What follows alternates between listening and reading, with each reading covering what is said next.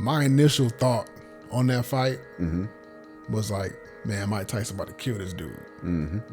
It's Iron Mike Tyson. But yes, but she was like, look, the difference between 54 and 58, you don't understand it because you don't think that there's that much of a difference. She's like, when you get there, you'll get it. You know what I mean? Okay. And I was like, oh, okay.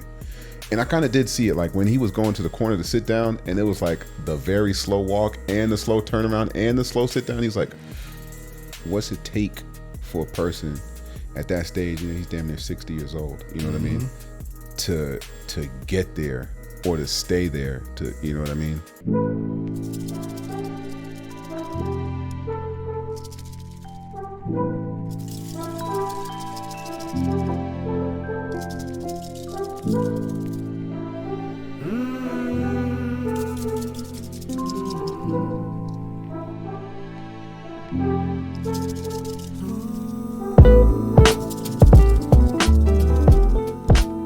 So, man, what's good? Welcome to the Get Busy podcast. Don't forget to welcome the people, man. Oh, dang. Let me move my microphone. We are off kilter today. Oh, man, hold on a second, man. Let's rewind this joint. Hold on. All right, here we go. Welcome to the Get Busy podcast. It's your boy B Jones. And that's your boy Izzy Assad. We in this thing, man. It's a great day. What's good, baby? Man, everything, man. Just, man. So just looking good. Man, appreciate it. You know what I'm saying? Look like a GQ model, you know what I'm saying? Look, man, been hitting these chamber events a little bit more frequently. And they had a little appreciation for the members today. So that was pretty dope. I can't believe I know somebody that's a member of the Chamber of Commerce. I feel important. You know? Yeah, man, it's pretty cool, man. And was rubbing elbows with the mayor of Loganville today, and he plugged me in with a couple of people. He's like, hey, you need to get over here with them. I expect to see you there next week. I was like, all right, I'll be there. Say no more. Word. So don't ask questions, just say thank you. That's what's up. Yeah, man. That's dope, man. So stuff's just kind of, coming together the right way, man. Muhammad came by, my little brother, came by the house yesterday. He was What's up, Muhammad? in the process of getting a new job with Amazon, so took him around to go knock some stuff out. And then, man, he was at the crib, and that was his first time seeing the boys since we got the boys back. Man, so he was there helping them with homework, and they were asking, Uncle Mo, and then Naomi was there. He was doing homework with her, Man, while I'm sitting there doing some stuff in the kitchen, and the wife was doing stuff in the kitchen. They had, man, so it was just a fantastic moment. You know what I mean? That's dope, bro. Yeah, man, he's got his motivation is right. His everything it seems like it's on the, he's just heading in the right direction, man. So I'm really happy for where he's at. You know what I mean? Yeah.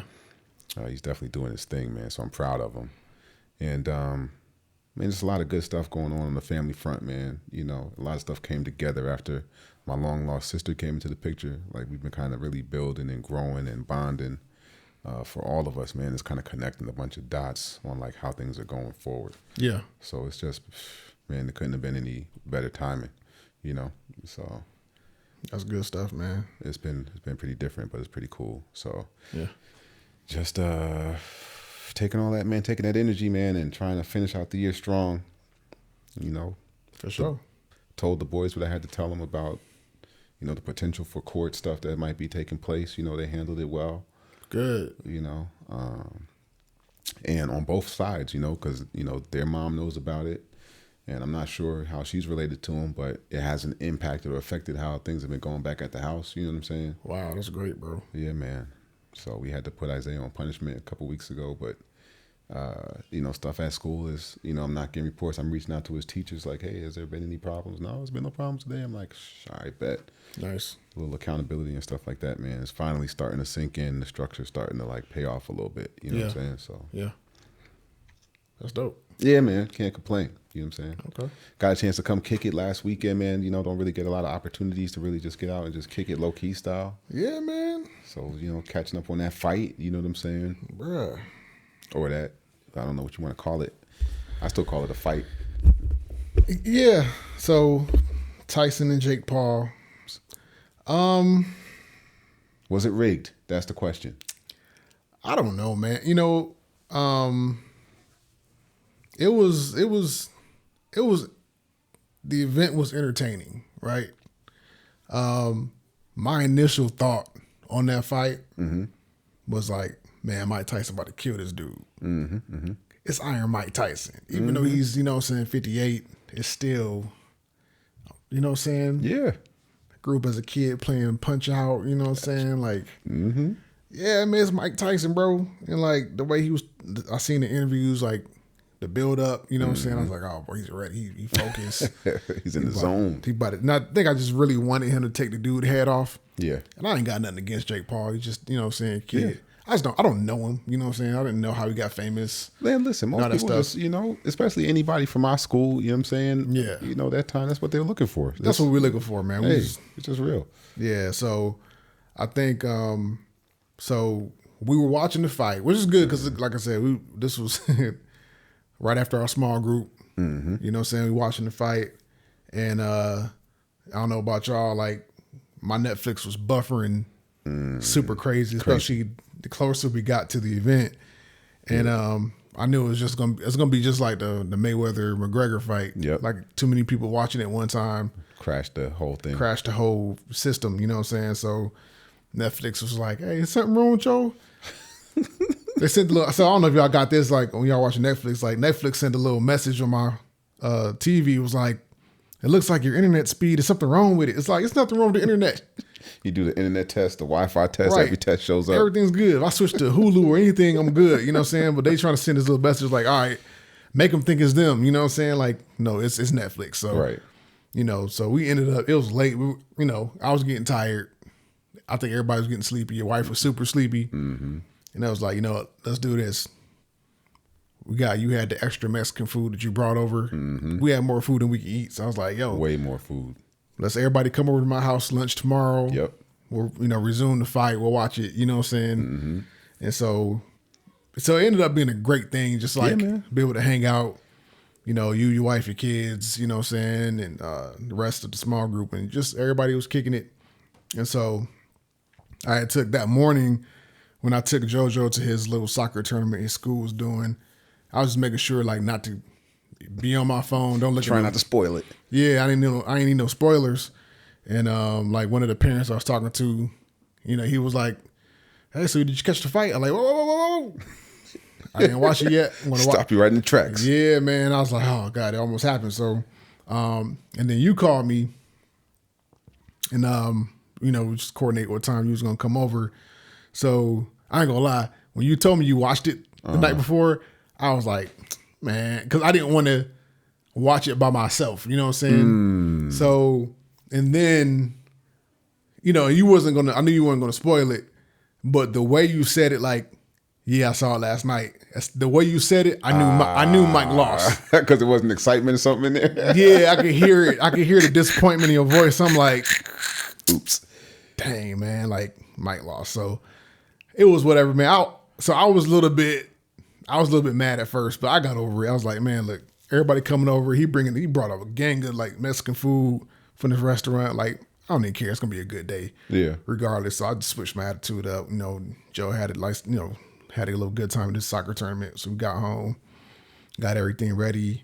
You know, y'all came over, we watched it, and it was, yeah, it started out exciting, but I was like, just kind of waiting, like, yeah, this ain't gonna be good. As soon as the third round started, I was like, okay, he's the way he was walking, and moving, like, you know, that he's walking like an old man. You know what I'm saying? He was. So I was like, well, my expectations switched. I'm like, okay, he's gonna lose. Hopefully he don't get, and luckily he didn't get like knocked out. It was a very easy, like, you know. I mean, I think that it was as like respectful of a, you know what I mean? Like, there was no real he didn't take any real punishment. He caught some jabs, you know what I'm saying? Yeah. But it was nothing that was like crazy. And I think Jake could have put the pressure on him and did some damage, but he didn't. So I think, you know, I think it was out of respect kind of a thing, you know? Yeah. But so I watched some of these videos where like it showed some openings, you know, where he missed a punch from Jake Paul, and it's like it was a clear line where Mike might have been able to, you know, really. Yeah. And it's like, and then in my mind, I still go back to 4 years ago when he fought Roy Jones Jr. And it was a whole different thing. Like, it was totally different. Yeah. But I was talking to my mom this morning, and she was like, yeah, I can't believe he tried it, you know, blah, blah, blah, blah, blah. And I was like, yeah, but just a couple years ago. She was like, look, the difference between 54 and 58 you don't understand it because you don't think that there's that much of a difference. She's like, when you get there, you'll get it. You know what I mean? And I was like, oh, okay. And I kind of did see it, like when he was going to the corner to sit down, and it was like the very slow walk and the slow turnaround and the slow sit down. He's like, it was like, man, he does look old. You know what I mean? It's like, but but man, still shout out. You mentioned earlier, like whether or not it was rigged or not, man, to be up 8 rounds, bouncing back and forth. Yeah, having punches getting thrown at you, taking them in the face, you know what I'm saying? And throwing punches, like there's a whole lot to be said about that. So, man, I went to this little training thing with this guy once, and this guy that was doing like mixed martial arts, and there was like a punching bag and everything else, and he's like, yeah, try hitting it for 5 minutes, you know what I'm saying? Just a punching bag, hit it with 5 minutes. Okay, bro, it's one of the most like difficult things I've ever done in my life, and at this time, this was like 10 years ago, you know what I mean? Right. I was in far superior shape than I am right now, you know what I mean? Yeah. And I couldn't keep throwing my hands for like 5 minutes straight, you know what I'm saying? And it's like, damn, so it really just makes me think, like, there's a lot to be said about, having that, being able to get in the ring to begin with, period, so gotta give them props for that. No, that's real. That's real. So the ring what's the word? Consistency and consistent. We're together on this idea. Yeah. Oh God, what's the word? It's embarrassing. In agreement. I mean, sure, we'll use that. We're in agreement. 54 Mike Tyson. Yes. Would have knocked out Jake Paul. With no question. Okay, no cool. Hesitation. Yeah. 54-year-old Mike Tyson would have murdered Jake with Paul. With no question. And 2 rounds, knockout. I'm gonna be honest, man. Like, if there's any truth to the like, he was just, helping Jake Paul get accredited. He said at the end of the fight that he thinks that he could do it again. And I don't want to necessarily see it because of how bad it was. Yeah. But I don't know why I still hold on to hope with Mike. You know what I'm saying? Like, I don't want to see it, but I still think that maybe because, man, when he fought Roy Jones Jr., it was noticeable, like how aggressive he was. Like it was a hold, and it was noticeable how much he was fighting to hold back, and he was aggressive. You know what I'm saying? Yeah. So I don't know. Maybe there is. I'm gonna go with your mom and say, the 54 and 58 is just 2 different worlds. Yeah, it probably is. So we'll just leave it at that. Yeah. No, I don't want to see him fight again. I think him saying that just that warrior. Yeah. Competitor that's inside of him. So a lot of mixed reactions. A lot of people was like, "Oh, this was trash" or whatever. Man, I saw it different.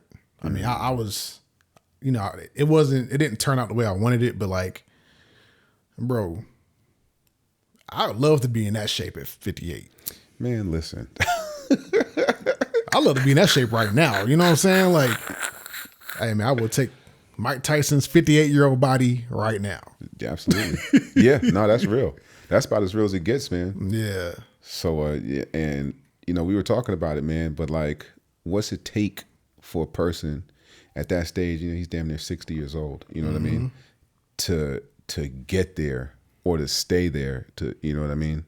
What's it take for a person to be in that kind of shape at that stage of life? Yeah. So let's talk about it, man. So in my eyes, you look at top athletes in whatever sport, these are the 1% of the 1%. Yeah, the creme de la creme. So you're looking at like NBA, like I don't know what percentage of high school players. Everyone who played basketball at high school, 99.9% of them would love to play in the NBA. 100%. But only 1% of them is going to make it. Yep. Right. If that. Yep. And then you look at the All-Stars. That's the 0.1%. Of the 1%. And you look at a LeBron James, still one of the top 5 players at 40 years old. At 40 years old, that's the 0.001%. A couple more O's. You know what I'm saying? It's right. A couple of O's in there. You know what I'm saying? So you're looking at people who are performing at a high level, but as of recent times, you think about LeBron as far as like longevity. Yeah, like your Tom Brady's and stuff like that. Tom Brady, like nobody's done it the way they've done it. And then you look at Tyson, and it's just like, for him to be like when he was fighting in his prime, he was at that 1%er. Yes. Or maybe even 0.1, you know what I'm saying? Percent or whatever. Like, but to be in the ring at 58 and really still, like, if you walk up on Mike Tyson right now, like on some dumb stuff, he gonna murk you. You know what I'm saying? Like, that's just what it's going. Man, I mean, yeah. And he's 58. So how many 58-year-olds do people like legitimately fear? You know what I'm saying? Yeah. For good reason. 0.01%. Absolutely. You know what I'm saying? Absolutely. So like, what does it take? And so if you parallel that with whatever, your goal is or your goal is in life, you know what I'm saying? And whatever level of difficulty it is that you feel like it is to reach like all of your top goals in this life, and what it takes. If I was performing in my own sphere as Mike Tyson, I would be killing whatever game I'm in. Yeah. You know what I'm saying? You feel me? So okay, yeah. So that's how I'm looking at it. Like I'm really more amazed and impressed with Mike, just where he is in life, especially just mentally, where he was just like off the, just crazy. Yeah. I'll eat your children. Yeah. Like he's so much more reserved and man, like clear-headed and focused and like pivot and change the perception of himself, to like almost being philosophical kind of. Like he, has done tours on stage and done comedy shows and he's he's created an image of himself that's like the softer side of Mike, or maybe the more like approachable, not necessarily the soft side. I don't want to say introspective. Introspective. Yeah. That's it. You know what I'm saying? Yeah. Like his third eye's kind of opened up and he's, come to a realization of a lot of things. And, he gives God a lot of glory. I don't really hear him giving Jesus too much glory. So I don't know exactly where he's at, as far as that's concerned. Where Mike is right now, like you said, is a testament to mindset and to determination and to the discipline, right? And so that's kind of what one of the things that really stood out to me was you can't just jump into that level of greatness. You can't just start off without having like some extreme habits that will get you to that place. You know what I mean? Yeah. Like you're not just you don't just start at the top. You don't just start off being able to end up at 58 years old in the best shape of your life. That started somewhere else, Yeah. And then, and what does that look like? And so that's where the idea for this motivation and over discipline and the two differences between the two of those things. Okay, let's talk about the differences. So like we were talking about, and even, the lesser athletes, I mean, I'm not going to say lesser athletes, but the athletes that don't make it to the tip, you're maybe not your LeBron James, maybe it's just your Vince Carter, right? Vince Carter played till he was like 40 years old, played basketball. He came to the realization that, hey, I'm not going to be at this level anymore, but I still love the game. I still got a lot to contribute. Yeah. Rondo played for a long time. Al Horford is still hooping right now. He's like 30. You know what I'm saying? So players do it. You know what I mean? Yeah. But it requires a level of discipline to be able to do it. And I think that it's not like, so for me, okay, this is one of the things I've been most guilty about is, man, let's go to the gym, right? Okay, cool. I'm gonna go to the gym, when I'm going to the gym with you, because that's hey, I didn't create the habits of going to the gym in high school. I didn't do it. I ran cross country. I went to go hoop. You know what I mean? Yeah. And I played basketball all the time, so I was in shape. But when it came to lifting weights or doing anything else, I wasn't going to the gym. And then in life, when things started to slow down, I'm not being as active anymore. Now all of a sudden, it's like I need to go to the gym. Yeah. But okay, I'll go when I'm going with somebody. You know what I mean? But I still was looking for that motivation, right? For somebody else to pump me up enough to go. But I wasn't exercising with the discipline that was created before to have the habit of just continuously going. And then so when something popped up like, oh, man, it's raining this morning, or I stayed up a little too late, or or whatever it is, right? I didn't feel like going. I didn't have the necessary habits to push me through the point, right? I was just looking for whatever the motivation was. Or if, maybe you might have called and be like, hey, I got to go take the kids to school this morning. I can't do it. Or maybe the wife has said she has a meeting that she has to go to. You know what I'm saying? Yeah. And so whenever those things pop up, it's like, okay, well, screw it. I'll just, I'll try to catch back up on it next time. And the next time turns into a week later. And then that week later turns into like 3 months later. And meanwhile, I was just going from motivational moment to accomplish the goal that I was looking for. Yeah. But the thing that would have really got me where I needed was from the discipline aspect of it. You know what I'm saying? If I would have been exercising from a place of discipline. And so the difference between discipline and motivation is based off of a feeling, and discipline is based off of a routine and focused habits. Right. That we're instilling, you know what I'm saying, and a determination to continue. Yeah, I mean, when you talk about feelings, man, like feelings come and go. Yep. You feeling up. Yep. 1 second, you're feeling down, feeling lethargic, you're feeling strong. Feelings, man, like in any discipline, like your feelings can betray you 100% at any time. 100%. Yeah. And I think that's part of the bigger issue, but when you see somebody like Mike, it's like, well, what was it? Because a couple of years ago, he was big, you know what I'm saying? Yeah. But he had that discipline to fall back on. Oh, okay, I'm tripping. Let me get myself back in place, and you can kind of fall back on it. And so looking at these things is like, okay, well, how do you implement that, right? So motivation is definitely a good thing, right? Yeah. It's definitely not a negative in any way. But so what are the good things about? What are the pluses of motivation? So it's good in doses. You know what I mean? It's good to. It's like starting a fire. It's like getting a match and putting it in the fireplace. It's going to start the fire, but you need to do some things to the fire to keep it going. You know what I'm saying? So hearing a good message or starting the process, like you got to start somewhere. Like we were just talking about a second ago, you're not going to start off at the top. So you got to start somewhere. And a lot of times that initial spark comes from being motivated, comes from being pumped up, comes from finding out about something new. You know what I mean? Yeah. Getting encouraged, right? Believing that you can do it. Seeing somebody else do it. Hey, maybe I can do that, Right. And so that's motivational. That's a starting point for motivation. That's just not the ending point. And for a lot of people, that's myself, that's what's been I just hit the starting point. But it's good for that encouragement. Like, hey, like, man, you're capable of this. Not only can you start it, but you can, if you see somebody else's results, it's like, wait a minute, I can do that too. If they can do it, then I can do it, right? Yeah, and it's good to help people out with motivation. Like, Yes. The Bible talks about being, an encourager, like encouraging people. Yes. Which is why we don't live on an island. It's why we have community. We give each other encouragement, especially in times we're down, help lift somebody up. 100%. Tell them, hey, man, you can do this, man. That's motivating. So that's a good thing. That's one of the biggest parts of it, actually, is to be able to do that for other people. Because it's not good just to receive it. It's also good to give that motivation.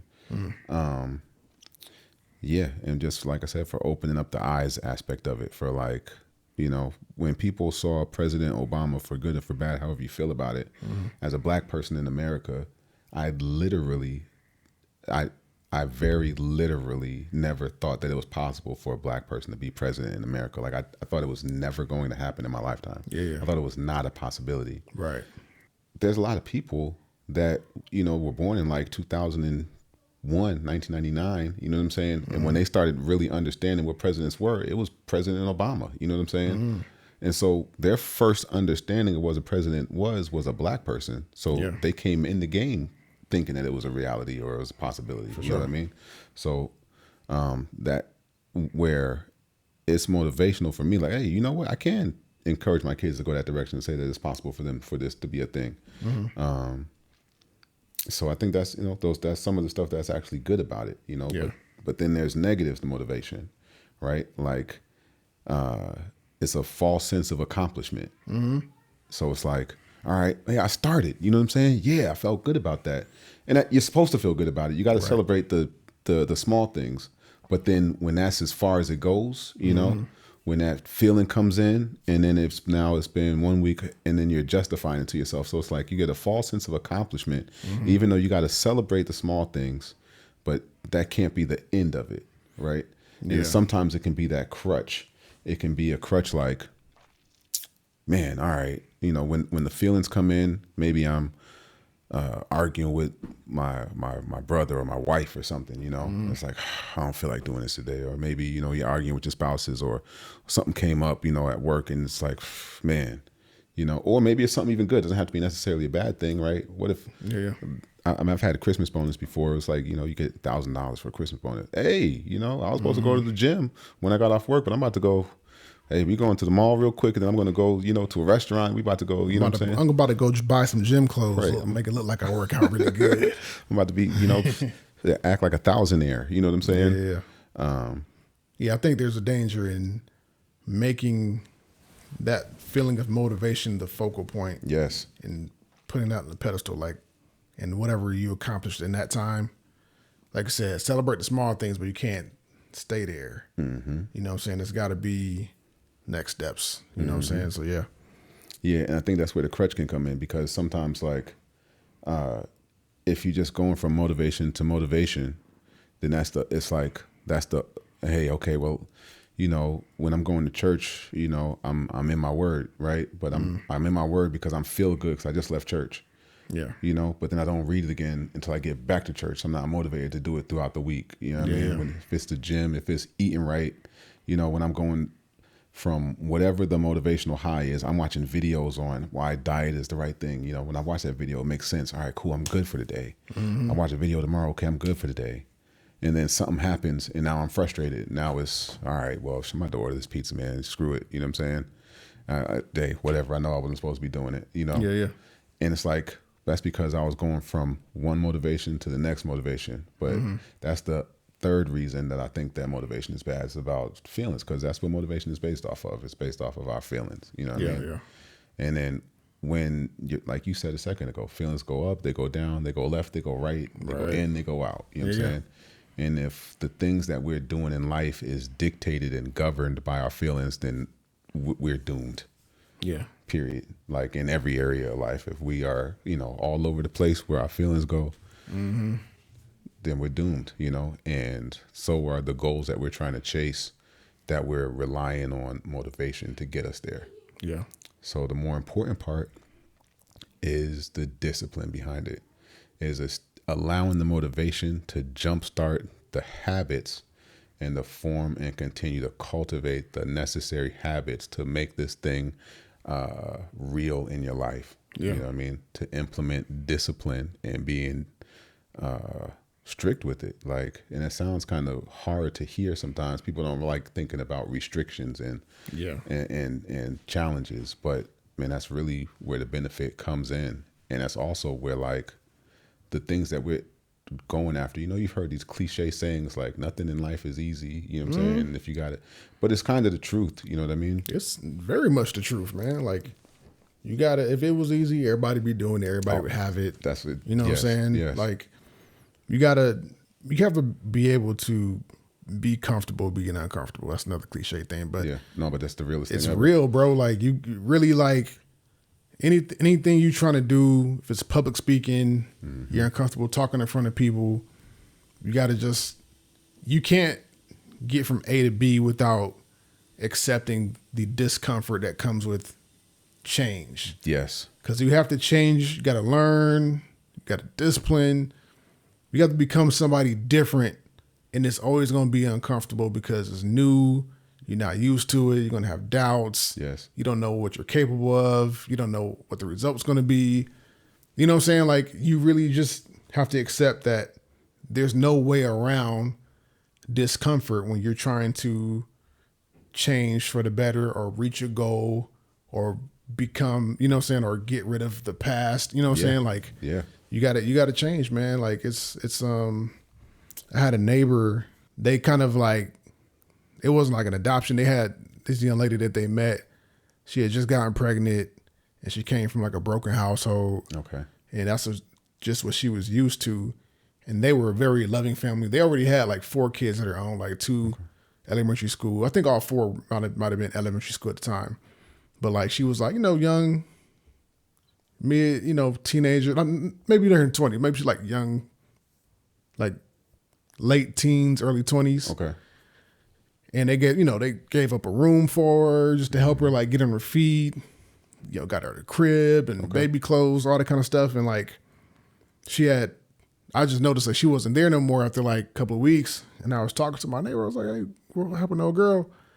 It's like she couldn't, like a functional household wasn't something that she was used to. Yeah. And the things that we were asking her to do to help her become better and more responsible, like it was just too much of a change for her. So she had to she just kind of, tucked tail and ran, you know what I'm saying? And it'd be like that for people, man. Like, you're not, even if it's like a good thing, a real example, it's a good thing. And it's, you see the love, you see what it's going to be. She wasn't willing to accept the discomfort to like change and make things better, even for her baby, who was coming. And you know what I'm saying? It's just like, it was too much for her. So a lot of people are in that boat. I got some very real examples of people's lives right now, that I'm connected with, that are dealing with some of the similar situations, some family members, that rather than face the issue of change, regardless of how beneficial it is, you know what I'm saying? Mm-hmm. Just kind of try to dance around and do everything else but what's really needed, you know what I mean? Yeah.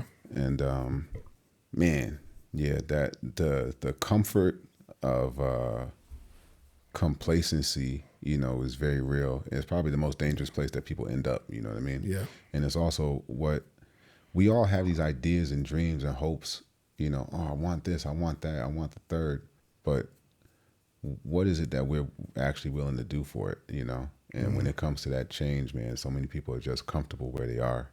And they'll never actually get to the point that they want to be, you know what I'm saying? Because of that comfort. Like, comfort is one of the most debilitating things for people. And God doesn't really reside in comfort, like. He doesn't. Yeah. I wish he did. Yeah, there's no growth. Right. But yeah, he's. There's no growth in comfort, Absolutely. And it's in every example that we can look at in life, like from everything that you can see, deal with.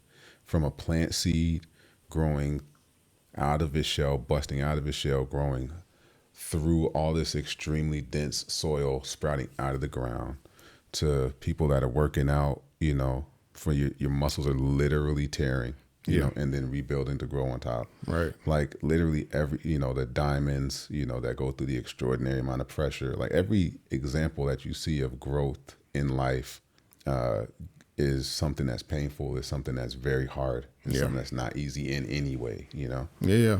But on the other side of it, though, is where the blessings are, and that's where the benefit is, and that's where ultimately everybody wants to be, on the other side of growth. For sure. For sure. But it's that discipline that's required to be able to get there.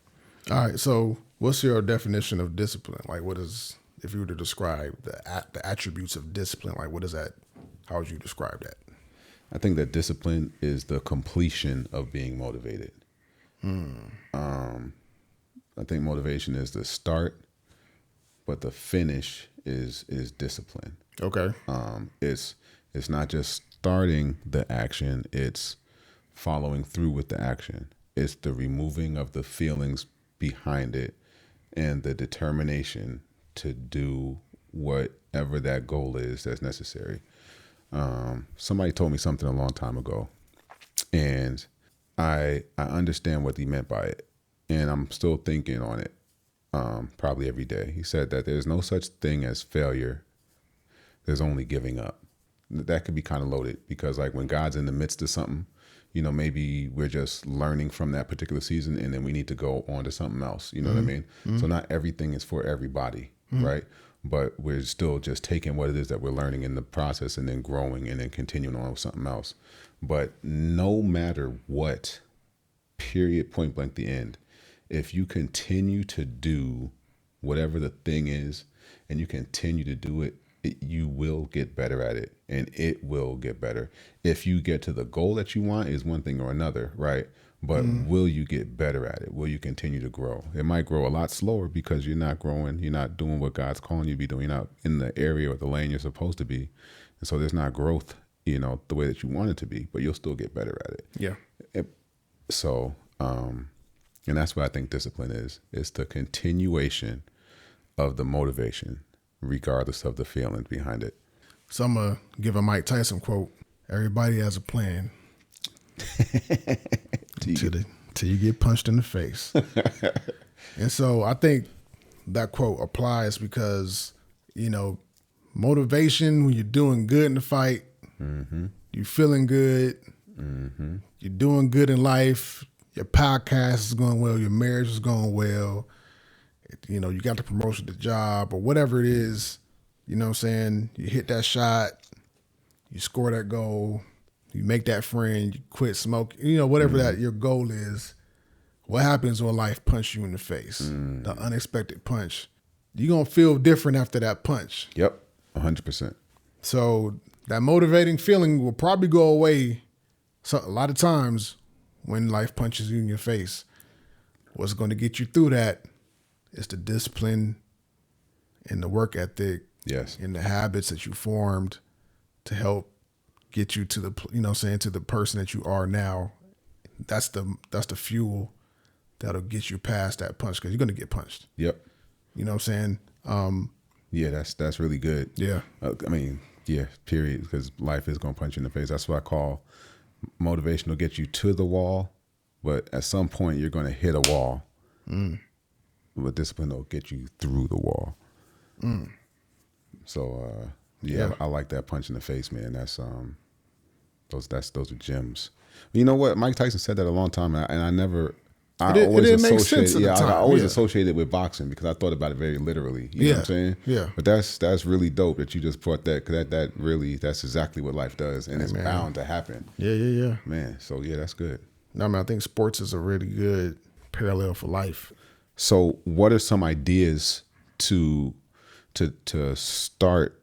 You know, we said that we can't just jump to the finish line. What are some good ideas to begin the process and to implement being disciplined on a day-to-day level? You know, some small steps that you can start with to begin those habits.